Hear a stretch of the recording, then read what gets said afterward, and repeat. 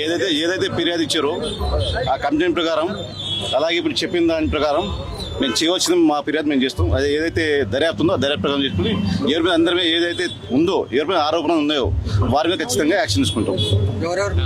Present అయితే పారుజాతం పేరు చెప్తున్నారు, ఇంకా వేరే ఉన్నాయి. సో వాళ్ళు కూడా చెప్తున్నారు. సో దాని మీద మేము యాక్షన్ తీసుకుంటాం. ఏదైతే ఉందో దానిపైన దర్యాప్తు చేసి చేస్తాం. సో ఫైనల్గా ప్రభుత్వం నుంచి మరి ఎలాంటి న్యాయం జరగబోతుంది? ప్రభుత్వం నుంచి నేనేం చెప్పలేదు. నేను దర్యాప్తు గురించి మాట్లాడుతున్నాను. ప్రభుత్వం గురించి మాట్లాడాను. దర్యాప్తు నాకు ఏదో కేసు గురించి మాట్లాడుతాను. ఆ దర్యాప్తును ఖచ్చితంగా చేస్తాం. సో మీరైతే తను వాడినటువంటి సెల్ ఫోన్ కూడా మీరు హ్యాండ్ ఓవర్ తీసుకున్నాం. మార్నింగ్ తీసుకున్నాము. చేసినట్టయితే మన అనుమానం అయితే ఏం లేదంటే ఉదయం చూసాం మేము. మిగతా వాళ్ళు కూడా మన అన్నలు వాళ్ళు చూశారు. ఎటువంటి అయితే లేదు. అయితే ఎవరు లాస్ట్ పర్సన్ ఎవరితో మాట్లాడారో ఆ అబ్బాయిని పిలిపించాం, మాట్లాడారు. అది కూడా అతను స్టేట్మెంట్ రికార్డ్ చేసాం. స్టేట్మెంట్ రికార్డ్ చేసాం.